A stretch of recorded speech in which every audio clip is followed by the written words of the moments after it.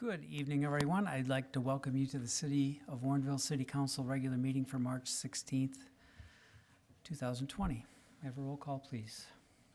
Alderman Ashour. Here. Alderman Berry. Here. Alderman Bevere. Here. Alderman Davalos. Here. Alderman Goodman. Here. Alderman Krischel. Here. Alderman Widener. Here. Alderman Wilson is excused. Thank you, Emily. Would you please stand as you're able and join me for the Pledge of Allegiance? Pledge allegiance to the flag of the United States of America and to the republic for which it stands, one nation, under God, indivisible, with liberty and justice for all.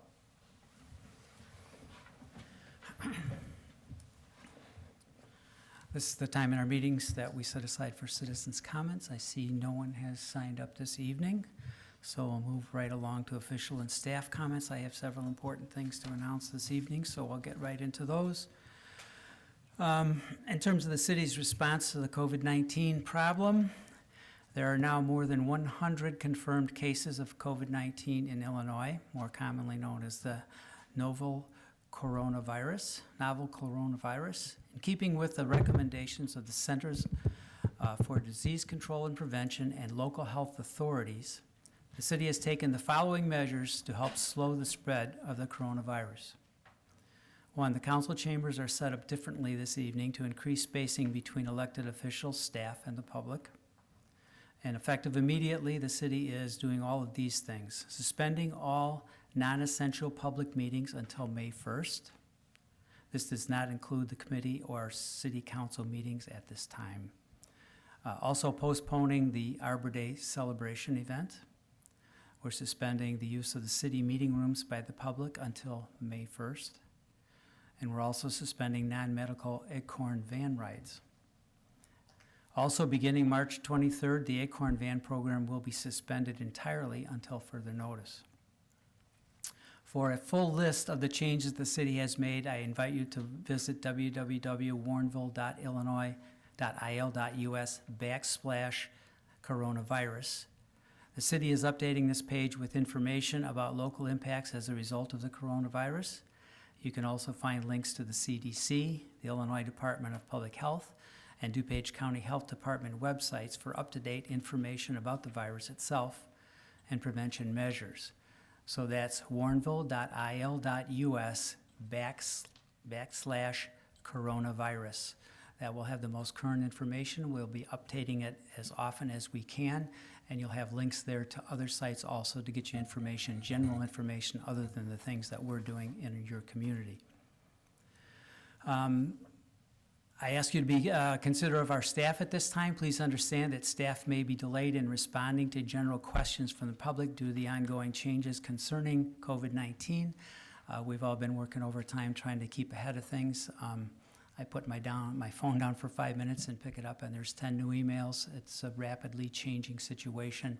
We're doing our best to stay ahead of it and stay on top of it. So if you have questions, we will do our best to follow up with those, but understand that there's a lot going on, and it's taken a lot of staff time to deal with it, especially concerning the changes that we're having to make, as you see tonight, in how we operate and the concern of how we'll be able to operate going forward. The battery recycling program has been suspended temporarily, hopefully, due to non-compliance with the battery recycling regulations. Residents can drop off batteries either at the Naperville Hazardous Waste Facility or Home Depot or Lowe's, so there are other options there anyway. So again, if you're looking for information about what's going on in the community, warrenville.il.us/coronavirus. We'll give you information about what we're doing and also links to sites where you can find out what the general recommendations are and what's happening in other parts of the country. And that's all I have for this evening. Clerk?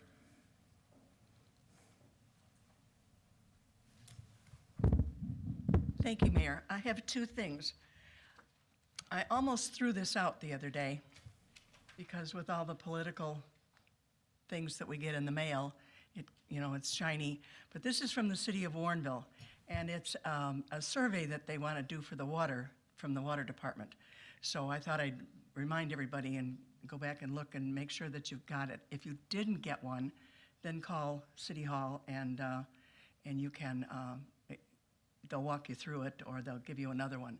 But this is very important to keep our water safe, and I haven't taken the survey yet, but it's important for the water department. And the other thing that I got in the mail the other day and is the Census 2020. And I just wanted to let everybody know it's really easy to do. You go online, they give you the website, and they give you a census ID number, and you just answer very generic questions. It's not intrusive at all, and easy to do. And this is very important for the city, for our funding from the state and the federal government, and as to how we can do our programs and get extra funding. So I wanted people to know, and it's blue on the front, has a bunch of questions on the back with all the answers. So please be responsible resident of Warrenville and fill this out. Thanks. Thank you, Emily. Treasurer. Where's our treasurer? There he is. Nothing. Okay, very good. Alderman? Alderman Goodman? Yes, as it's quite obvious to those of us who are in the room, but might be less obvious to people at home, sounds funny, tomorrow is Election Day. So I just want to remind everybody that the election is not canceled. I know it's 7:10 now, but early voting is open until 8 tonight if you're watching this at home. You can go vote at the Election Commission or Naperville City Hall, at the Fox Valley Mall. Those are, I think, the 3 closest early voting sites for us. And tomorrow polling places will be open as usual. The ones that were in nursing homes, I don't believe any of those were in Warrenville, but locations in nursing homes have been moved to the fairgrounds. So if your precinct votes at a nursing home, please vote tomorrow at the fairgrounds. And there will be polling workers wiping down the electronic machines in between all voters to sanitize the machines. They're being told if you want to vote with a paper ballot to bring your own pen if you don't want to use a shared pen at the facilities. So take reasonable precautions. But if you're feeling healthy and you're not going to infect other people, please go vote. Thank you. Thank you, Alderman. City Administrator. We on? Thank you. We are. This is a whole new world for me, too. Just to comment, the Mayor, thank you for all the announcements about everything going on. There will very likely, more likely than not, be additional things that we have to take action on. We'll be consulting. We'll keep everyone advised. I just got the IML notice this afternoon about the governor's most recent executive orders today, in fact, which now limit crowds to 50 or less. The CDC is recommending that groups of 10 or less, no groups more than 10 meet. That's advisory at this point. But they also have, the governor has also done things that change during an emergency circumstance that we're under, and the emergency declaration that he's already signed that changes the Open Meetings Act to allow electronic participation for the entire council. So we will be advising you this week once we figure out how that might work, because they are strongly encouraging that we not meet in a group like we're doing tonight for future meetings during the duration of this situation. So we will advise the council, we'll let the public know what to do to participate should that come to pass, but it's a very fluid situation and we are trying to keep up and not get behind as best we can. Thank you. Thank you, John. City Attorney, Brooke? Okay, we're good. Move on to the agenda for this evening then. Alderman Widener? I move to approve the agenda for the March 16th, 2020 City Council regular meeting. Second. Second by Alderman Davalos. Any changes to that agenda? Seeing none, all in favor? Aye. Opposed? Motion carries. The agenda is approved as presented. We have several sets of minutes that need approval also this evening. Alderman Widener? I move to approve the minutes of the March 2nd, 2020 City Council regular meeting, to approve the minutes of the March 2nd, 2020 City Council closed session meeting, and to approve the minutes of the March 9th, 2020 Community Development meeting. Second. Second again by Alderman Davalos. Any questions, comments on the minutes? Again, seeing none, all in favor? Aye. Opposed? Motion carries. The minutes are approved. The consent agenda for this evening. Item 6A. Accept staff recommendation, waive second reading, and pass ordinance 02020-12, approving the plat of easement for the Compass School and authorizing the plat to be executed and recorded with the DuPage County Recorder. B, accept Community Development Committee recommendation, waive second reading, and pass ordinance 02020-13, documenting the city's intent to enforce certain parking restrictions on private driveway areas within the Warrenville Horizons project. C, accept staff recommendation, waive second reading, and pass ordinance 02020-14, adopting a revised 2020-2021 zoning map for the city of Warrenville. D, accept staff recommendation and pass resolution R2020-15, awarding the contract for the 2020 road program to Geneva Construction Company of Aurora, Illinois, in the amount of $1,668,881.10. E, accept staff recommendation and pass resolution R2020-16, approving a contract with Engineering Resource Associates Incorporated for construction engineering services for the 2020 road program in the amount of $87,520.69, plus reimbursable expenses. F, accept Community Development Committee recommendation and approve a $500 sponsorship for the 2020 Operation Safe Celebration. G, accept Community Development Committee recommendation and approve the March 4th, 2020 proposal from Grow Horticultural Enterprises Incorporated. H, accept Community Development Committee recommendation and authorize the partial closure of Stafford Place for the annual bike rodeo event per the memo from Management Analyst and BPAC Staff Liaison Youngmeyer dated March 9th, 2020. I, accept Community Development Committee recommendation and approve the request to solicit donations for the 15th annual bike rodeo event on May 16th, 2020.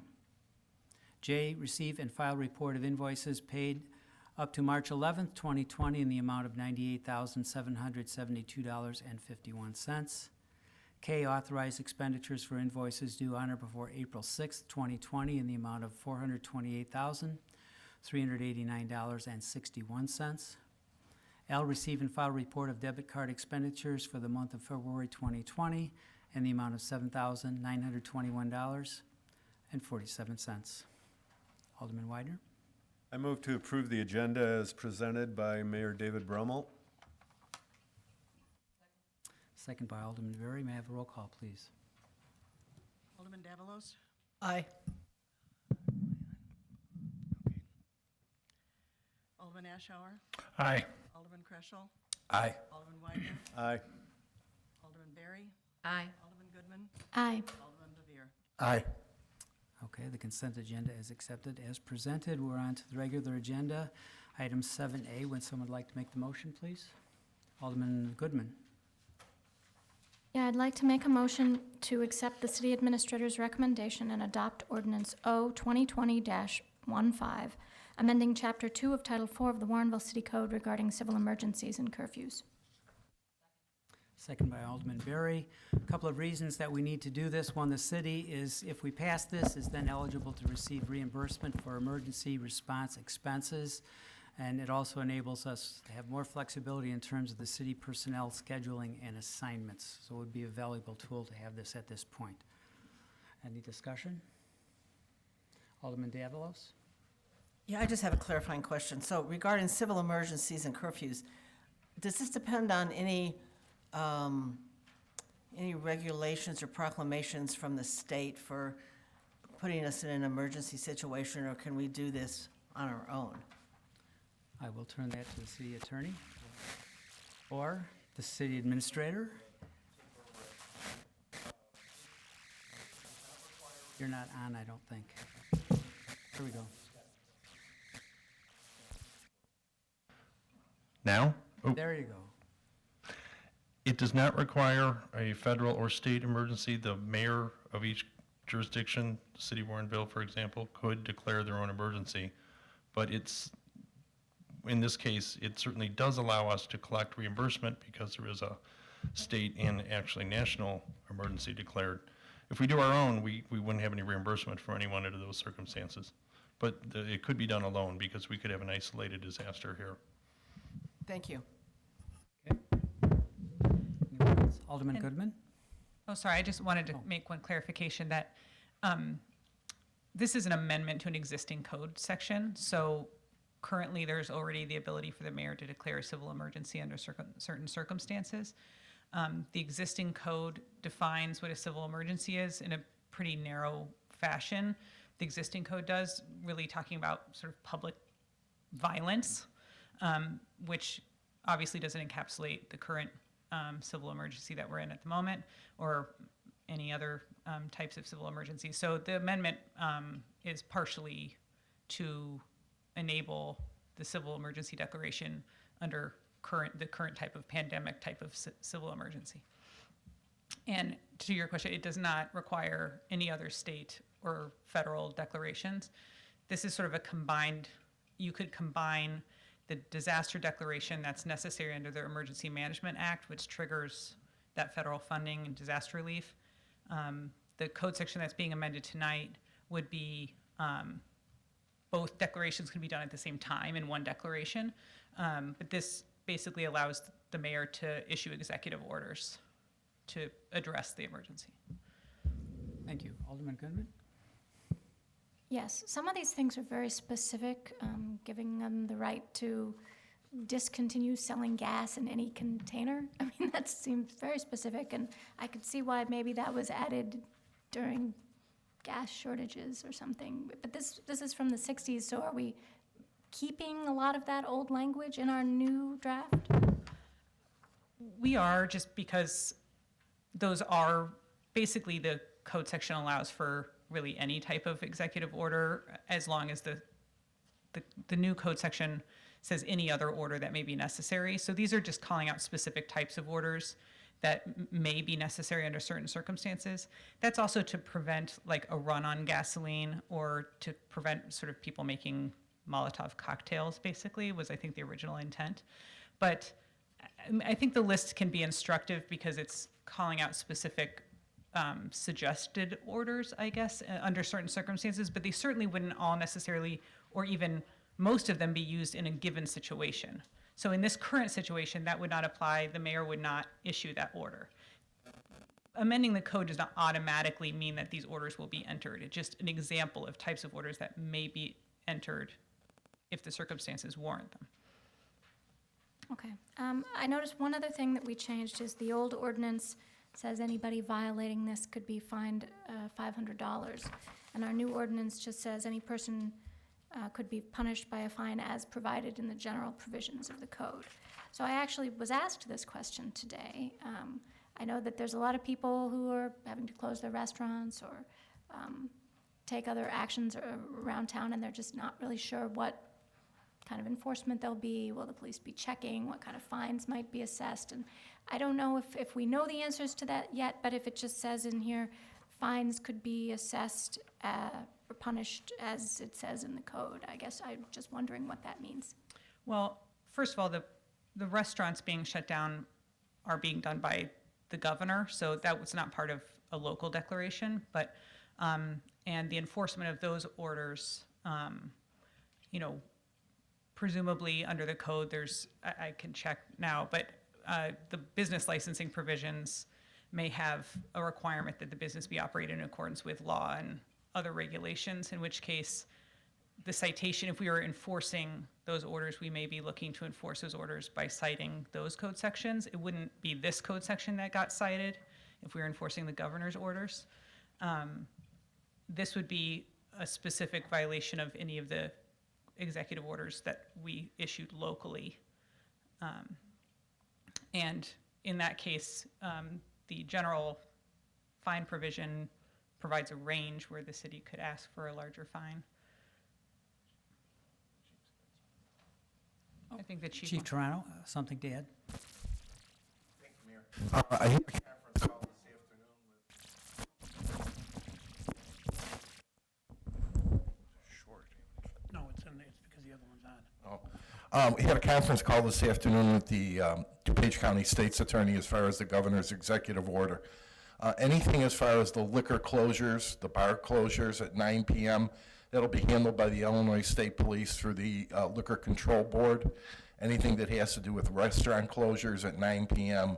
or not having any restaurants for dine-in, would be handled by the Illinois Department of Public Health, and anything with public gatherings in excess of 50 people, that would be handled by the Illinois Fire Marshal's Office. Local police will notify the authorities, they'll document it, and forward reports to those agencies for enforcement action. Thank you, Chief. Okay. Anyone else with a question? Okay, we have a motion and a second. Let's do a roll call.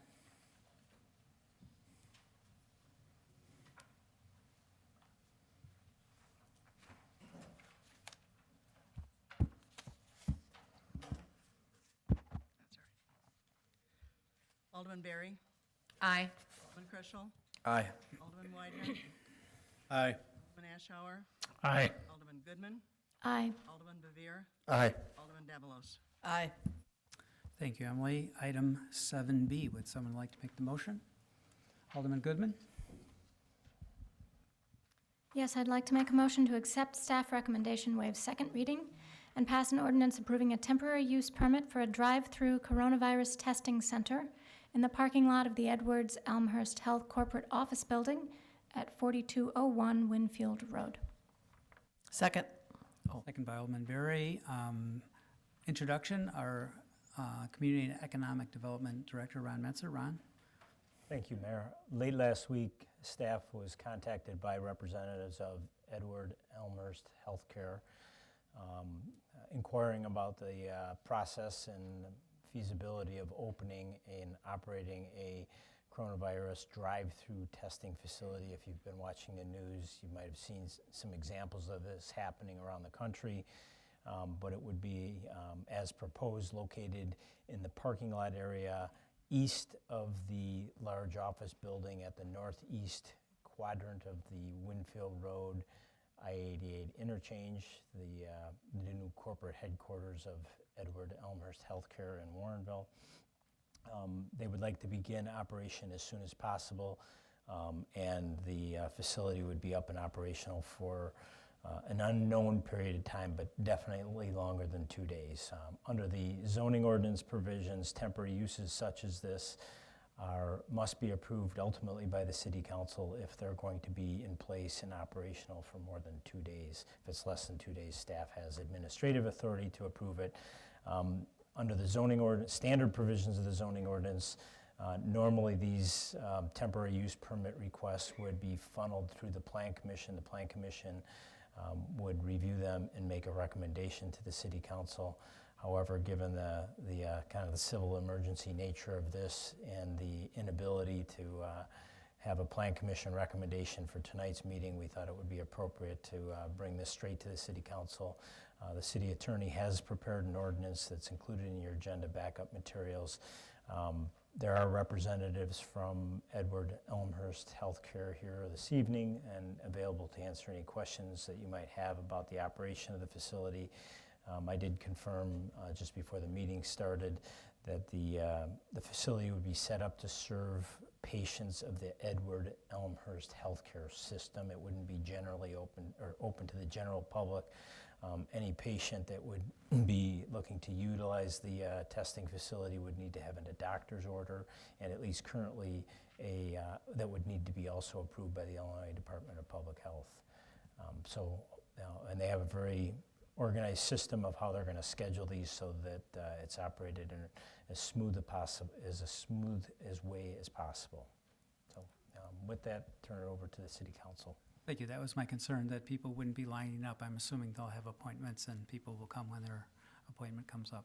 Yep. Okay. Questions from the council? Alderman Widener? Yeah, I just wanted to express appreciation for the representatives that came to the meeting tonight to forward this information and this action. I think it's well warranted. Okay, thank you. Anyone else? Okay, let's have a roll call again, please.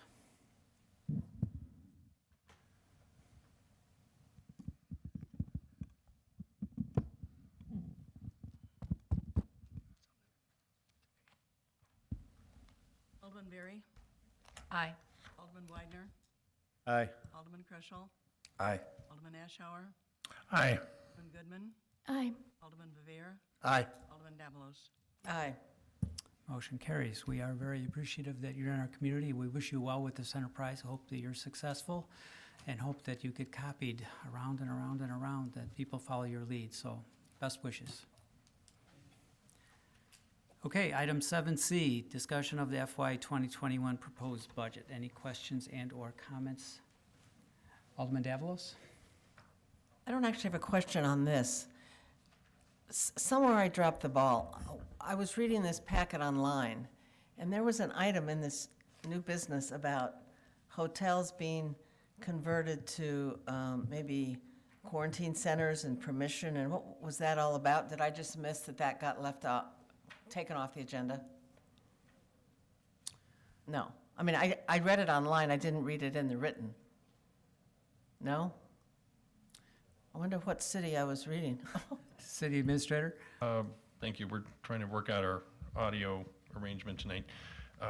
We did not have an item like that on our agenda. You may have seen it someplace else, or perhaps in one of the notices or related links that we posted with the COVID-19 information. That has not been on, that's not been presented before the staff of the city. But I'm gonna just assume I'm sharing your inundation and overwhelming with all the notices. Every time I stop to look at something else, I have 50 new emails and notices about the world changing. So, but it was not on our agenda. It might be connected to one of the links that's on our website, though, with that information. Okay. Anybody else? All right, item 7D, discussion of the FY 2021 citywide work plan. Again, this is just an opportunity if you have questions or comments. Okay, we have no unfinished business for this evening, no new business, no closed session. We will see what our situation is next week. We intend to have a committee meeting. How it's configured is yet to be determined. Alderman Goodman? Oh, Assistant City Administrator White? Thank you, Mayor. Just a quick statement that there is a lot of information, to the city administrator's point, that's being circulated about the coronavirus outbreak. As is the nature of the internet and social media, some of that information is factual and verified, and some of it is not. I just want to encourage everyone in the public and everyone here tonight, if you are looking for information about the coronavirus, the spread, the prevention measures, as Mayor mentioned, the CDC website, the DuPage County Health website, the Illinois Department of Health website are all excellent sources of information. That information is coming from officials who know what they're talking about and are in the loop as to everything that's happening at the state level, the local level, and the federal level. Those are verified sources of information, unlike some of the other things that you're seeing potentially on the internet. And where can people find links to all of those in one place? On the warrenville.il.us website /coronavirus. Excellent, thank you. Okay, motion to adjourn, Alderman Goodman. I move to adjourn. Second by Alderman Ashour, all in favor? Aye. Opposed? Motion carries, we're adjourned. Take care of each other and yourselves, please.